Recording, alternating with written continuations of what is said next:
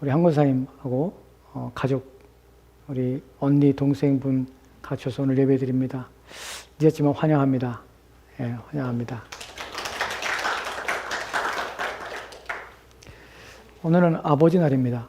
그래서 아버지 날이라 남편들에 대해서 좀 말씀을 드리려 합니다. 물론 남편들에 대한 얘기는 아닙니다. 전체에 대한 얘기입니다. 지난주 제가 여러분에게 남자들에 대해서 좀 제목을 좀 심하게 잡으려다가 남자들이야 영적 리더가 되라 라고 유순하게 제목을 잡았습니다. 남편이라는 그 자리는 저절로 생기는 것은 아닙니다. 남자 아이가 태어나면 아이라 부르고, 이제 소년이라 부르고, 청년이라 부르고, 그리고 장가를 가야 남편이 됩니다. 그 남편은 결혼해야 합니다. 그래야 결혼해야 남편이라는 자리를 얻게 되고 남편의 위치에 서게 되는 것입니다. 성경이 남편의 지위와 위치에 대해서 뭐라고 말하는지를 생각해 보도록 합시다. 물론 이 부분은 여러분의 자녀를 교육할 때도 필요합니다. 성경이 뭐라고 말하는지 우리는 한 번도 성경에서 남편의 지위와 자리에 대해서 깊이 생각해 보지 않았고, 그래서 남편의 지위와 위치가 무엇인지에 대하여 고민해보지도 않고 남편 된 자리에 선 사람도 있습니다. 저도 결혼할 때 성경이 말하는 남편의 자리, 남편의 역할에 대해서 제대로 알지 못한 채 남편이 되었습니다. 남편이란 말이 어감상 남편, 다른 편에 있는 사람, 내 편이 아니라 남편이라는 의미처럼 들리기도 합니다. 결혼 생활의 복잡성 때문에 그런 생각과 그런 마음이 들 수 있습니다.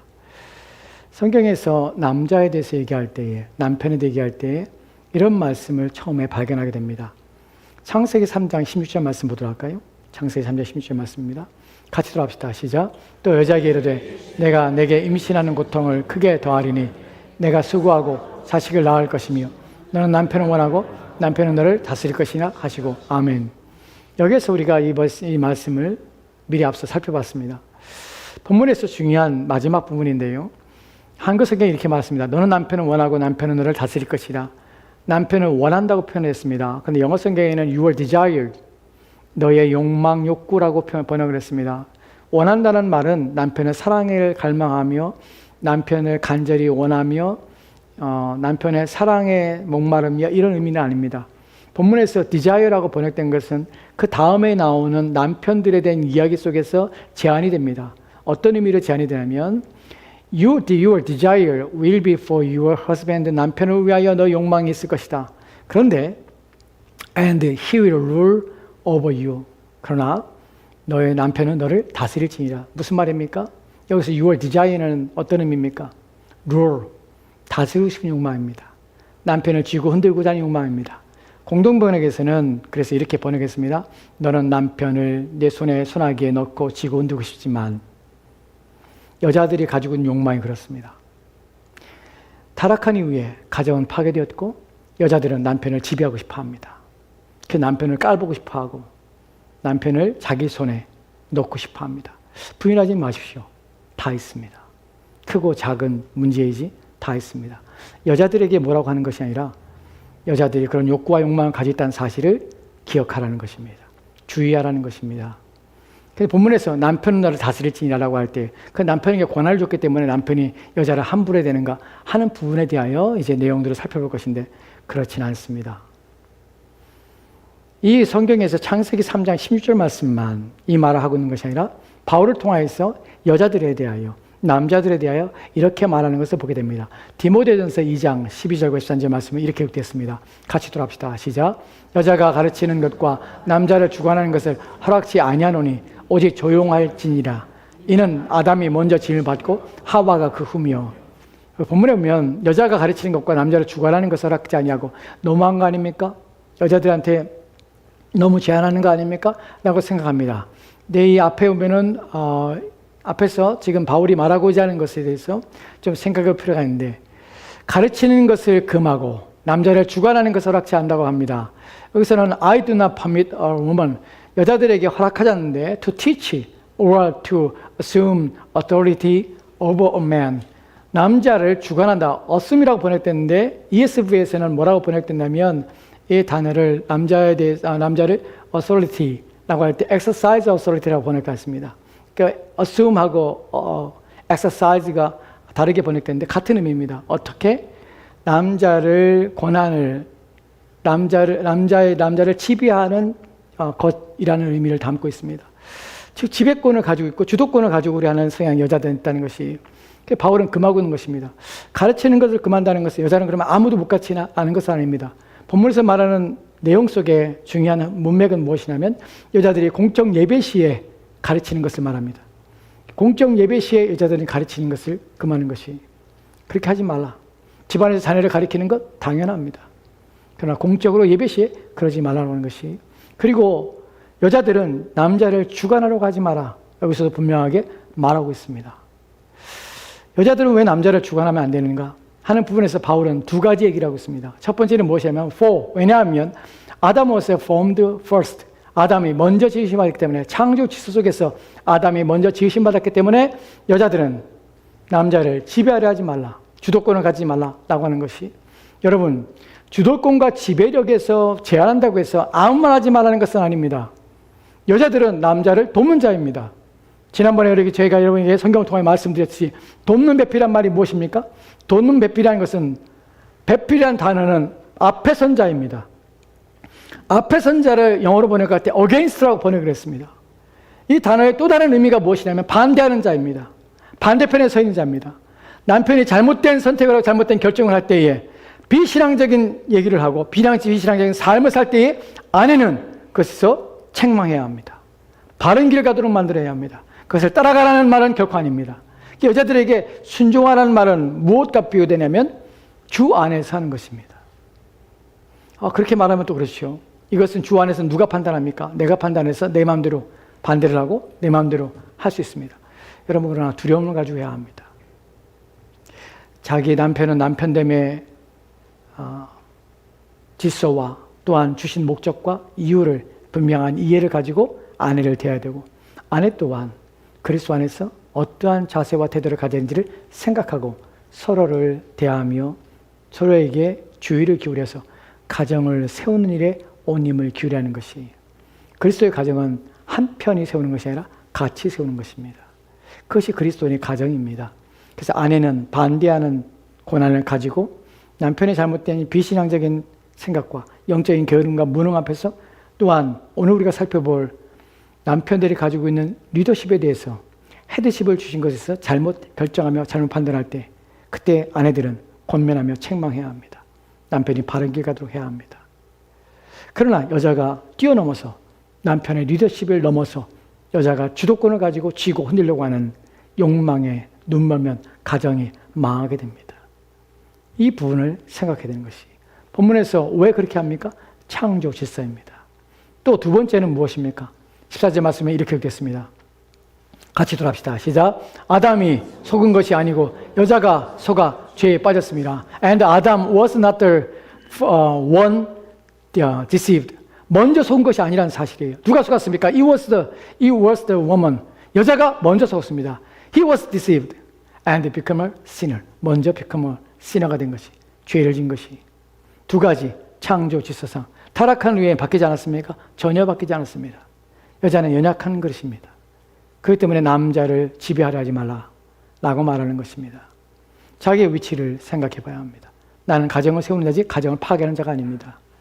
여자는 창조 질서 하나님의 질서 속에서 남편을 보좌하며 남편의 가는 길 결정하는 모든 것에서 함께하며 그 바른 신앙과 믿음으로 함께 지어지도록 애를 써야 하는 보조자요, 동반자요, 함께하는 자입니다.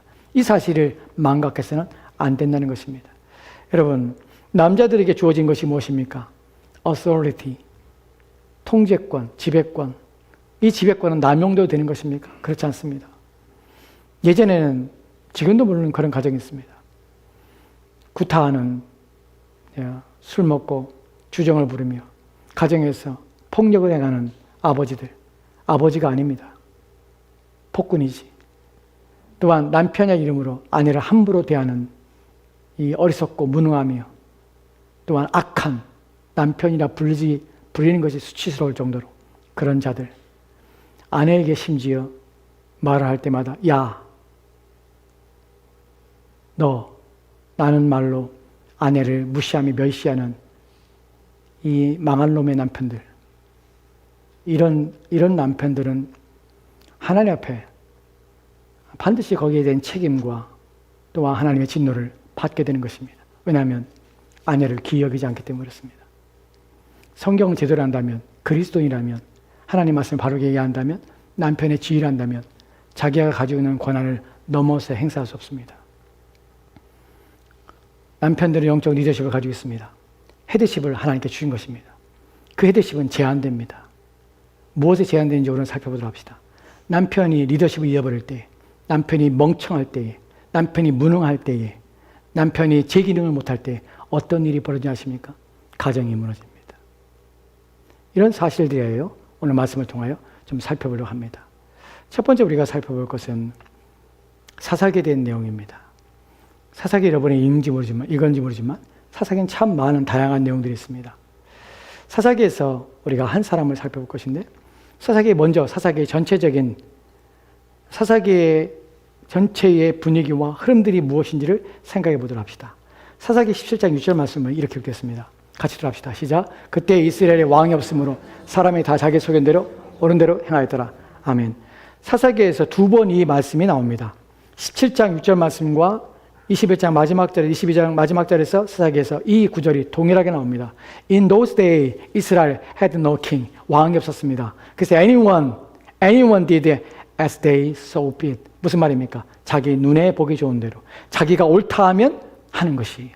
이 말이 무슨 말입니까? 자기 마음대로 살았다는 것이. 왕이 없습니까? 당시의 왕은 누굽니까? 하나님이셨어요. 하나님을 안 섬기고 그들이 왕에 대한 두려움 없이, 살아계신 하나님의 두려움 없이 자기 눈에 좋은 대로 사는 것이에요. 함부로 사는 것이에요. 그것이 사사기의 시대적인 배경입니다.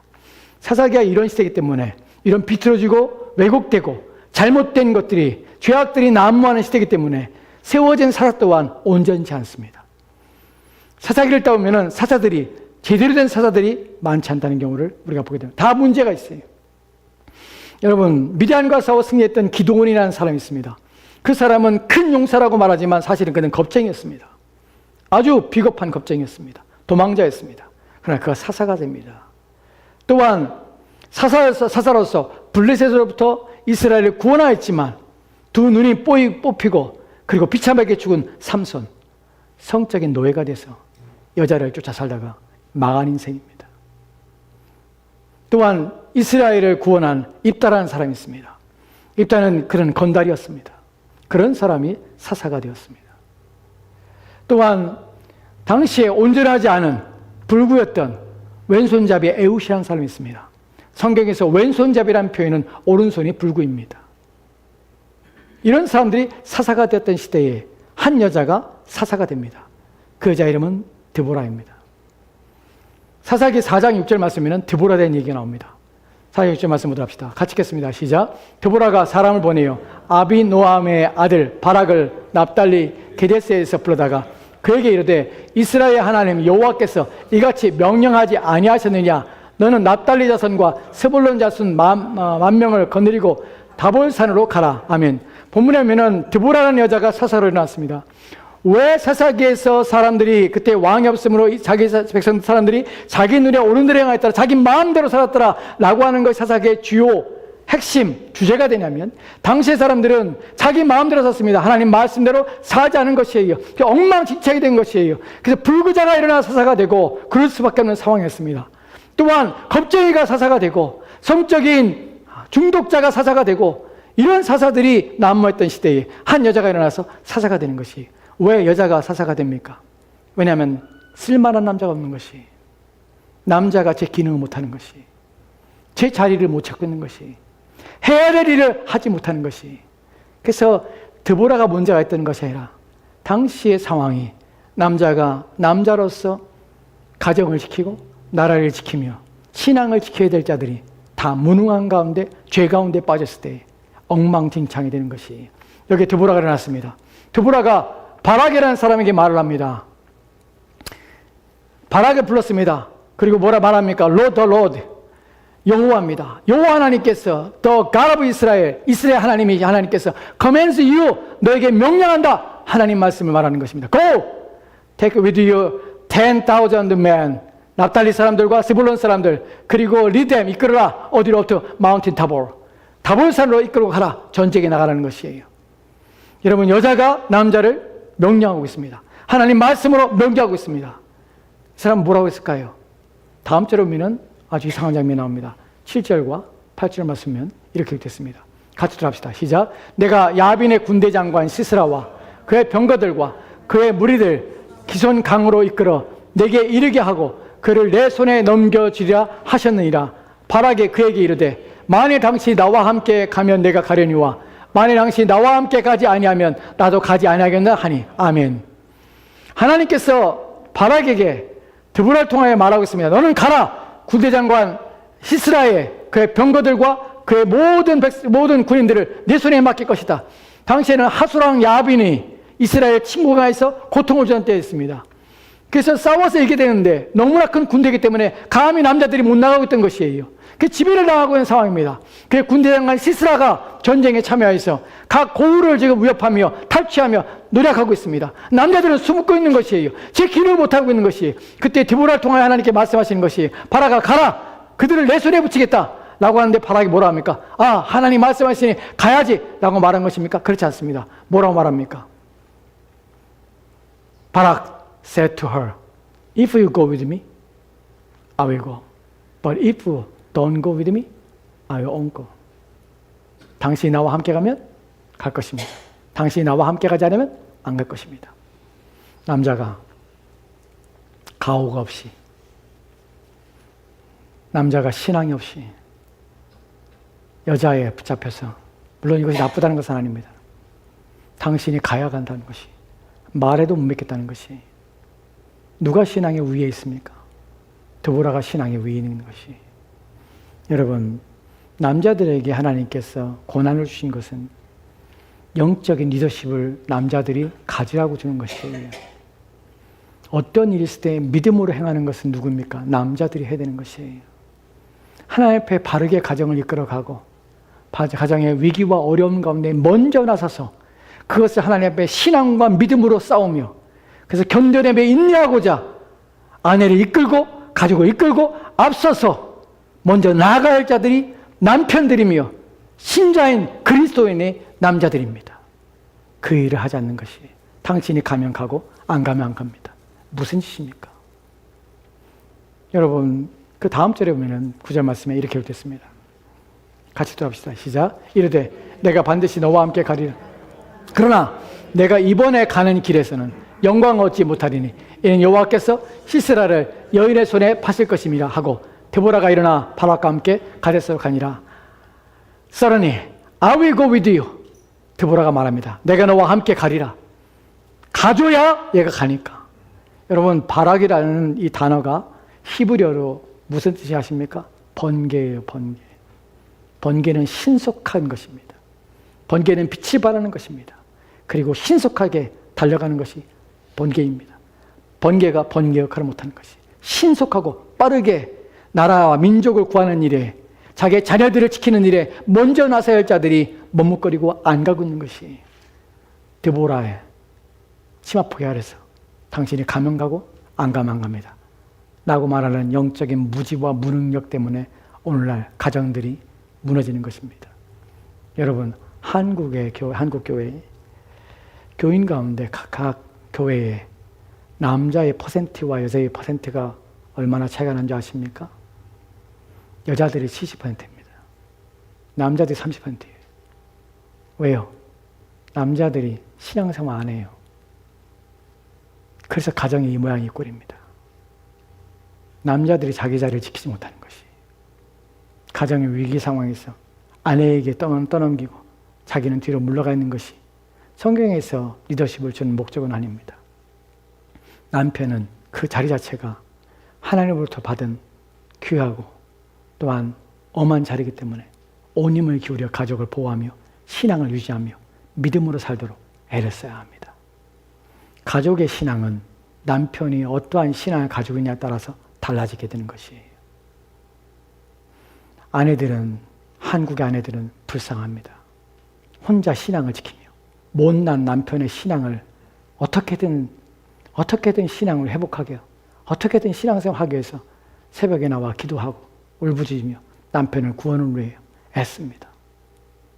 못난 남편들이 권위만 내세우고 집에서 가장 노릇하고 돈 벌어다 주는 것이 무슨 권세라고 그 짓만 하고 있습니다.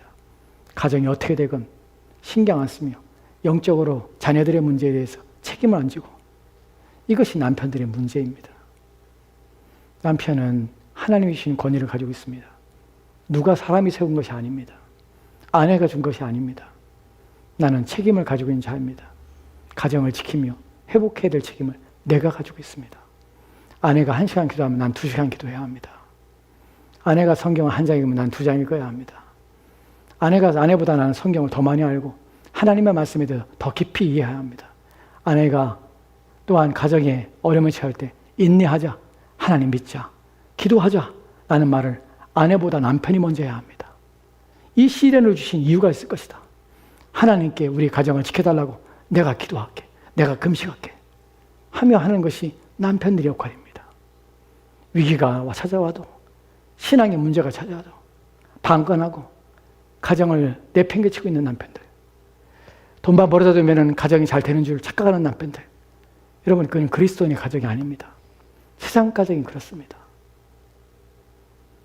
본문에서 말하는 것처럼 드보라의 시대에 남자들은 다 무능하였습니다. 영적으로 패배한 자들입니다. 여러분, 이런 문제만 있는 것이 아니라 남편이 가장으로서의 영적인 책임과 무능함을 가질 때에 가정이 어떻게 파괴되는지에 대해서 성경이 이렇게 많은 것을 보게 됩니다. 본문에서 바락은 어떻게 됩니까? 영광을 얻지 못합니다. 전쟁에 나갔지만 하나도 영광을 얻지 못합니다. 심지어는 시스라 군대장관을 누가 잡는지 아십니까? 여인, 장막에 있던 야일이라는 여인이 장군을 죽입니다. 그 영광이 누구에게 돌아가면 여인에게 돌아가요. 시스라가 자기 집에 돌아왔을 때 이 여인은 두려워하지 않습니다. 그리고 엉킨 젖을 주고 두려워 떨고 있는 그를 침대에 누입니다. 그리고 관자놀이에 말뚝을 박아 죽입니다. 이 두렵고 떨리는 일을 여자가 합니다. 남자가 무능하니까 여자들이 이런 일을 하는 것이, 남자가 무능하니까 여자들이 나와서 기도하며 울부짖으며 가정을 회복하기 위해서 온 힘을 기울이는 것이, 이처럼 시대 상황 속에서 남자들은 무능하면 안 되는 것입니다. 하나 더 보도록 합시다. 열왕기상 21장 1절 말씀 보도록 합시다. 같이 읽겠습니다. 시작. 그 외에 일이 있으니라 이스라엘 사람 나봇에게 이스라엘 포도원이 있어 사마리아 왕 아합의 왕궁에 있어 가깝더니, 나봇이라는 사람이 있습니다. 그 사람이 포도원을 소유하고 있는데 그 포도원이 아합이라는 북이스라엘 왕의 왕궁에 가까웠습니다. 그런데 이 아합이 나봇의 포도원을 보니까, 자기 왕궁 가까운데 보니까 그 포도원을 바꿔서 채소밭 만들었으면 너무 좋겠는 것이에요. 그 밭을 갖고 싶어 합니다. 그래서 자기에게 팔라고 합니다. 내가 돈을 더 주겠다고. 근데 나봇이 안 파는 것이에요. 4절 말씀은 이렇게 읽겠습니다. 같이 들어갑시다. 시작. 이스라엘 사람 나봇이 아합에게 대답하여 이르기를, 내 조상의 유산을 왕께 줄 수 없다 하므로 아합이 근심하고 답답하여 왕궁으로 돌아와 침상에 누워 얼굴을 돌리고 식사를 아니하니, 나봇이 반대라는 것이 조상들에게 내게 주신 기업입니다. 왕에게 팔 수 있는 것이 아닙니다. 하니까 나봇이 어떻게 합니까? 나봇이 본문에 보면은 영어 성경에 뭐라고 됐습니까? He lay on his bed sucking and refused to eat. 본문에 보면은 첫 번째 아합이 이 말을 듣고 so 아합 went on, 집에 갑니다. 설은 뭐라고 합니까? 어떻게? 삐진 것이에요. 근데 anger, because 나합 does not, 나합이 말했습니다. I will not give you the inheritance of my ancestor. 내 조상들의 기업을 당신에게 줄 수 없습니다. 이 말 듣고서는 설은 어떻게? 삐져버린 것이, 마음이 상한 것이에요. 그리고 집에 가서 자빠져 자는 것이에요. 밥도 안 먹고 땡깡 놓고 있는 것이에요. 본문에서 영어 성경에서 썰킹이라는 말이 무엇입니까? 애들이라는 투정이에요. 투정부립니다. 밥 안 먹어. 미친 것이에요. 이게 왕이에요. 이게 자기 아내가 뭐라고 하는지 아십니까?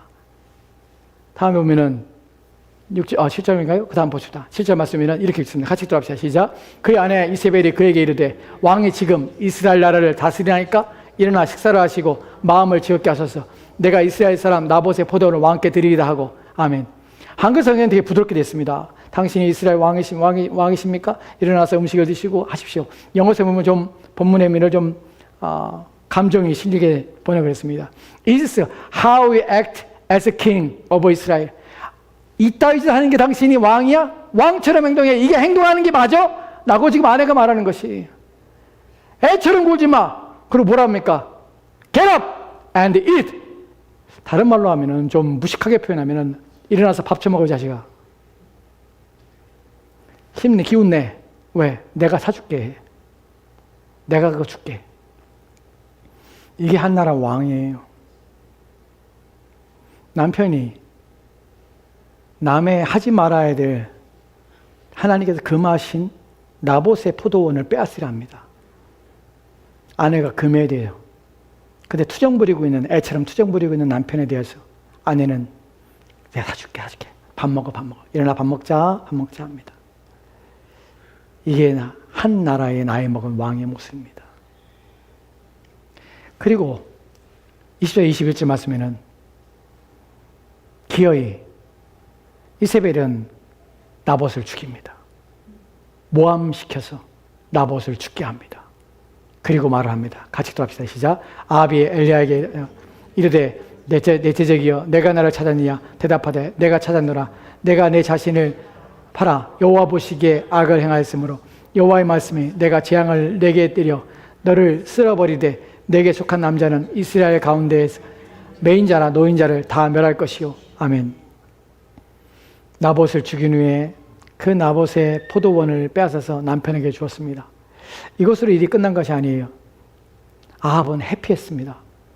마치 애가 장난감을 자기가 원하는 장난감 받은 것처럼 즐거웠습니다. 그것으로 남편의 무능함이 해결되는 것이 아닙니다. 하나님께서 그걸 보셨습니다. 그리고 그걸 갚으십니다. 아합이 누굴 만나면 엘리야를 만납니다. 그때 말하길 뭐라고 합니까? So, you have found me, my enemy? 한글 성경에는 뭐라고 했습니까? 엘리야가 아합에게 이르되 내 대적자여 내가 나를 찾았느냐? 이 원문의 의미를 살리면 이런 것입니다.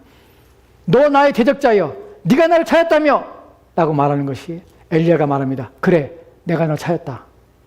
어쩔래? 이런 분위기예요. 너 나를 찾았니? 그래 내가 너를 찾았어. 찾은 이유가 무엇입니까? 내가 너에게 하나님의 말씀을 너에게 전하는데 무엇을 전합니까? Because you have sold yourself. 내 자신을 팔았어. To do evil. 악을 행하는데 내 자신을 판 자야. 너는 하나님의 눈앞에서 너는 내 자신을 팔아서 악을 행했어. 그리고 끝이야? 아니. I'm going to bring disaster on you. 너에게 재앙을 내릴 것이야. 너만? 아니. I will wipe out your descendants. 너의 후손들을 다 쓸어버릴 것이야. And cut off. 다 끊어버릴 것이야. 다 죽여버릴 것이야. From Ahab. Every last male. 마지막 한 남자까지 어떻게 다 죽일 것이야. 그들이 slave or free. 그들이 노예이건 자유자건 너에 속한 모든 자들은 내가 다 죽여버릴 것이야. 결국 아합은 망합니다. 그는 전쟁터에 나가서 도망도 못 하고 그가에 껴서 피를 다 쏟고 죽습니다. 그리고 그 피를 개가했습니다. 그의 아내는 왕궁에서 화장하며 남편을 기다리다가 반역과 반란이 일어나서 던지면 내시가 던져서 궁에서 떨어져 죽습니다. 그리고 개들이 다 먹어버립니다. 그의 가족들은 다 사리고 당합니다. 남자가 리더십을 상실할 때, 아내의 치마폭에 쌓여서 자신이 해야 될 책임과 의무를 다하지 않을 때 자신만 무너지는 것이 아니라 가족 전체가 무너진다는 사실을 기억하십시오. 왜 그랬습니까? 왜 이런 일이 벌어졌습니까? 다음에 25절 말씀 보도록 합시다. 같이 들어갑시다. 시작. 예로부터 아합과 같이 그 자신을 팔아 여호와 앞에서 악을 행한 자가 없으면 그를 그의 아내 이세벨에게 충동하였습니다. 아멘. 본문에 보면 예로부터 아합까지 자신을 어떻게 팔아서 자신을 판 것이에요. 남자가 자신에게 주신 하나님의 권한을 팔아버린 것이에요. 책임과 의무를 팔아버린 것이에요. 악에게 자신을 넘겨준 것이에요. 자신의 지켜야 될 자리, 자신이 서야 될 자리, 자신이 가지고 행사해야 될 그 권한을 팔아버리고 그 의무를 다하지 않으면 가정이 무너집니다. 자기 아내에게 팔아버린 것이 남편이 자신의 아내의 충동에 이끌려서 죄악을 행할 때에 가정이 무너지는 것입니다. 본문에 보면은 뭐라고 영어성에 번역했습니까? 아내에게 충동된 것이. 왜 남편에게 권한을 주냐 하십니까? 충동되지 말라고 하는 것이. 왜 아내를 내 편이 아니라 아내를 왜 내 against 내 반대편에 서 있는 자로 만드냐 하십니까? 함께 짝짝꿍해서 죄를 짓지 말라는 것이. 함께 견제해야 합니다. 남편은 아내를 견제해야 되고 또한 아내는 남편을 견제해야 합니다. 바른 신앙과 믿음으로 살도록 서로를 격려하는 것이 그리스도인의 가정입니다. 그런데 이런 것이 없는 것이 집에 들어가면 남편과 아내가 한 번도 성경 얘기를 안 해. 한 번도 하나님 얘기 안 해. 그냥 교회 와서 기도하고 교회에서 신앙생활 하지만 집에 가서는 신앙 얘기와 하나님을 향해서 어떠한 일이 터졌을 때 그 일에 대하여 함께 기도하거나 함께 마음으로 생각하고 또한 뜻을 정하고 하나님께 무릎 꿇고 하는 일이 한 번도 없어. 왜요? 서로 그 짓을 안 하니까. 서로 신앙생활 안 하니까.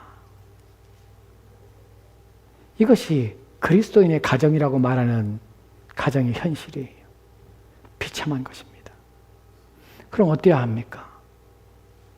오늘 우리가 읽은 성경 본문을 보도록 할까요? 먼저 에베소 5장 23절 말씀 보도록 합시다.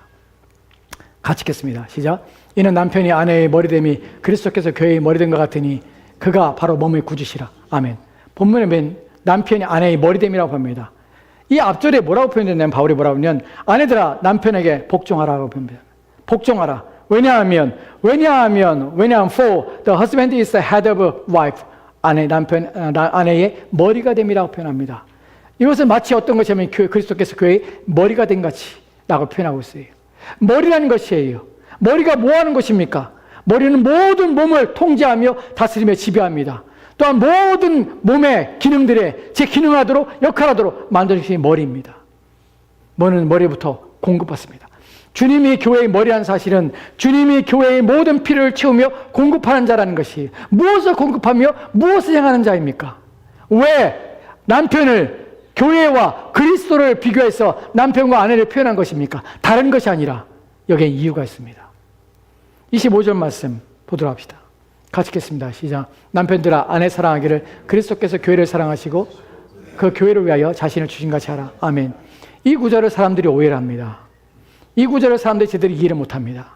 이 구절에 대해서 자기 뜻대로 자기 생각대로 생각합니다. 남편들은 아내 사랑하기를 그리스도께서 교회를 사랑하시고 나는 편에서 그리스도께서 교회를 얼마나 사랑하셨냐 당신은 나를 사랑해야 돼 라고 말합니다. 남편도 아내를 사랑하기 위해서 온 힘을 기울입니다. 어떠한 사랑입니까? 어떠한 사랑. 나를 사랑하면 이거 해줘야 돼. 나를 사랑하면 이거 들어줘야 돼. 나를 사랑하면 이거 사줘야 돼. 나를 사랑하면 이것도 해줘야 돼. 이것도 도와주고 이것도 해주고 내가 원하는 거 해줘야 돼. 라는 것이 아내들이 남편에게 바라는 좋은 남편 삶입니다. 여러분 그것은 세상 사람들이 하는 것이에요. 우리는 세상과 신앙을 구분하지 못합니다. 왜냐하면 하나님 말씀을 모르니까. 그러니까 세상 사람들이 원하는 대로 좋은 남편은 무엇입니까? 설거지도 해주고 좋은 말 해주고 자기 얘기 들어주고 또한 원하는 거 사주고 필요한 거 채워주고 아내가 원하는 거 다 해주는 사람, 이런 사람 우리는 좋은 남편이라고 생각합니다. 여러분 이것은 미친 것이에요. 결코 좋은 남편이 아닙니다. 함께 망하는 것입니다. 아내를 사랑하라고요? 아내를 사랑하는 것이 아내의 분위기 맞추고 기분 맞추는 것입니까? 여러분 고린도전서에 우리가 뭐라고 배웠습니까? 3전에 제가 그런 소개했죠. 돕는 배필에 대해서 고린도전서 아내에 대해서 뭐라고 말합니까? 결혼의 문제와 어려움이 무엇입니까? 결혼하는 후에 어떤 일이 벌어집니까? 남편은 아내를 어떻게 하면 기쁘게 할까? 온 힘을 기울여 마음을 다한다. 이것이 뭐라고 합니까? 죄야, 죄. 아내는 남편이 기뻐하기 위해서 모든 일을 다 해. 죄라고 표현해, 죄라고. 남편이 아내를 사랑한다는 것은 그리스도께서 교회를 사랑하는 것이에요. 왜 이 비유를 하는지 아십니까? 아내의 비유를 맞추는 것이 좋은 남편이 아니에요. 죄예요, 죄. 아내를 비유 맞추며 살려고 애쓰는 건 죄예요, 죄. 하나님을 기쁘게 하는 것이 아니에요. 왜 남편이 아내를 사랑할 때 그리스도께서 교회를 사랑하는 것처럼 자신을 주신 것 같이 하라는 표현을 왜 하는지 아십니까? 왜냐하면 이 사랑은 다른 사랑이기 때문에 그래요. 그리스도께서 교회를 어떻게 사랑합니까? 자기 몸을 주신 같이 사랑합니다. 왜 그렇습니까? 구원하기 위해서 그래요. 온전하기 위해서 그래요. 그래서 26절, 27절 말씀에 뭐라고 말합니까? 같이 또 합시다. 시작. 이는 곧 물로 씻어 말씀으로 깨끗하게 하사 거룩하게 하시고 자기 앞에 영광스러운 교회를 세우사 티나 주름 잡힌 것이나 이런 것들이 없이 거룩하고 흠이 없게 하려 하심이라. 아멘. 왜 남편이 아내를 사랑하는데, 야 세상에 보라, 남편들 얼마나 봉사하고 헌신하고 아내가 원하는 거 다 들어주고 설거지해주고 빨래해주고 가정일 다 도와주면서 일터에 돌아와 쉬지 않고 아내가 힘들까봐 모든 걸 다 주니 얼마나 좋은 남편이냐. 너희도 남편이 이런 남편이 되어서 아내를 이렇게 사랑하라 말하라고 말하지 않고, 왜 그리스도께서 교회를 사랑하시라는 표현으로 남편의 사랑을 제안하고 표현하고 있는가 하는 부분이에요. 남편의 사랑은 아내의 마음을 단순히 만족시키는 사람이 아니에요. 남편이 아내를 사랑한다는 것은 무엇이냐면 바로 물로 씻었게 말씀으로 깨끗하게 하는 일에 아내를 사랑하는 것이에요. 거룩하게 하는 것이 아내를 사랑하는 것이에요. 하나님 앞에 영광스러운, 주님 앞에 영광스러운 교회로 세우는 것처럼 세우는 것이 남편이 아내를 사랑하는 내용이에요. 티나 주름 잡힌 것이나 이런 것들이 없고 거룩하고 흠이 없게 하라는 것이, 이것이 아내가 남편을 무지하게 사랑하는 것이에요. 내 남편이 나를 얼마나 사랑하는지, 나를 말씀으로 깨끗하게 하는 일에 온힘을 기울이고 거룩하며 경건한 삶을 살기 위해서 부단히 나를 위해 기도해주고, 또한 나를 권면하고 위로하고 힘을 얻고 주님을 따라 살도록 내 마음을 이끌어주고 앞서 나가주고 몸을 보여주고 우리 가족을 위해 기도해주고, 이런 영적인 모든 일에 온 힘을 기울이는 내 남편은 참으로 최고의 남편이라는 것이, 이것이 남편이 아내를 사랑하는 방식이에요. 근데 오늘날 사람들은 그렇게 생각하지 않아요. 남편이 아내를 사랑한다는 말을 다 헛것으로 바꿔서 죄를 짓는 온힘을 기울여요. 좋은 남편에 대한 이해와 생각도 자기 나름대로, 자기 눈에 보기 좋은 대로 they saw fit, 자기 눈에 좋은 대로 행하면서 마치 그리스도인 가정, 마치 신앙 좋은 가정, 좋은 가정처럼 포장을 합니다. 여러분, 남편이 아내를 사랑해야 합니다. 어떻게? 그리스도께서 교회를 위하여 사랑하며 교회를 위해서 행하듯이 남편은 아내를 그렇게 사랑해야 합니다. 나는 내 아내가 거룩했으면 좋겠고, 내 아내가 하나님 말씀으로 깨끗했으면 좋겠고, 내 아내가 하나님 앞에 진실하며 하나님을 사랑했으면 좋겠고, 내 아내가 하나님과 깊은 교제와 교통을 나누는 삶을 살았으면 좋겠고, 내 아내가 온전한 구원에 이르렀으면 난 정말 좋겠습니다. 천국에서 내 아내를 다시 만나고 그곳에서 영원히 주님과 함께 살 수 있는 것이 내가 이 땅에서 아내를 위하여 수고하며 애쓰는 이유입니다. 이런 남편이 좋은 남편이에요. 아휴, 이 땅에서도 같이 살아 고생했는데, 그래, 이 땅에서 정말 사는 동안에 고통스럽고 힘들었다, 다시 보지 말자 하고 천국에서 너 안 왔으면 좋겠다. 이런 남편이라면 이게 남편입니까? 남편된 여러분, 하나님께서는 여러분에게 다른 누구에게 주시지 않은 아주 위대한 일들을 맡기셨습니다. 하나님께서 여러분을 가정을 이끄는 가정의 목사로 여러분을 세우셨습니다. 여러분의 가정은 다른 사람이 아니라 여러분을 통하여 세워집니다. 여러분의 아내는, 여러분의 자녀는 여러분의 신앙의 정도와 신앙의 수준에 따라 자랍니다. 그래서 남편들은 게으르면 안 되는 것이에요. 남편은 무능하면 안 되는 것이에요. 내 아내를 영적으로 지도할 내가 내 아내보다 무지한 가운데 있다면 나는 아내를 지도할 수가 없습니다. 또 아내를 이끌어갈 수 없습니다. 그러기에 남편은 아내가 일어나기 전 먼저 일어나 주님 앞에 무릎 꿇고 기도하며, 아내가 성경을 덮기 전까지 성경을 펴고 읽고, 또 함께 하나님의 말씀으로 권면하며 위로하며 함께 세워져 가야 되는 것입니다. 이것이 남편에게 주신 하나님의 특별한 권위요, 또 하나님께서 주신 책무요, 주신 일이란 사실을 기억하십시오. 왜냐하면 내 아내는 나와 함께 하나님의 나라를 유업으로 받을 수 있는 유일한 가족입니다. 베드로전서 3장 7절 말씀 읽고 말씀 마치도록 합시다. 같이 읽겠습니다. 시작. 남편들아, 이와 같이 지식을 따라 너희 아내와 동거하고 그를 더 연약한 그릇이요 또 생명의 은혜를 함께 이어받을 자로 알아 귀히 여기라. 이는 너희 기도가 막히지 아니하게 하려 함이라. 아멘. In the same way, husband, in the same way, be considerate as you live with your wife. 이것들을 고려하며 생각하며 너희 아내와 함께 살아라. 어떤 것? And treat them with respect as their weaker partner. 약한 내 동반자요. 그리고 as heirs with you. 너와 함께 생명을 받을 유업으로 받는 상속자이므로 그렇게 아내를 대하고 아내와 함께하라. 그 지식을 가지라. 아내는 나를 위하여 단지 희생하는 사람이 아닙니다. 집을 위하여 단순히 가정을 위하여 수고하며 애쓰는 자만이 아닙니다. 하나님 나라에 함께 상속받을 내 동역자입니다. 그와 나는 동역자기에 함께 짊어지고 우리의 가정을 그리스도 앞으로 인도해가는 협력자요. 내 유일한 파트너입니다. 그 사실을 잊지 마시고 남편들 아내를 사랑하십시오. 그리고 아내와 함께 하십시오. 그리고 아내와 함께 그리스도 앞에 서십시오. 이것이 여러분이 해야 될 중요한 책임입니다. 부디 오늘날 남편들이 이러한 남편이 되었으면 좋겠습니다. 기도합시다. 하나님, 우리에게 남자가 아니라 남편이라는 지위를 주시고 남편됨을 인하여서 우리에게 책무와 리더십과 또한 권세를 우리 가운데 주셨는데 어떻게 사용하고 어디에 사용하고 그 사용할 이유와 내용들을 알고 그리하여 우리에게 주신 막중한 책임과 의무를 다하여 우리의 아내와 우리의 자녀들을 하나님 앞에 바르게 세울 수 있는 그 일에 온 힘을 기울이도록 도와주옵소서. 내가 무너지면 내 가정이 무너진다는 사실을 알게 하옵소서.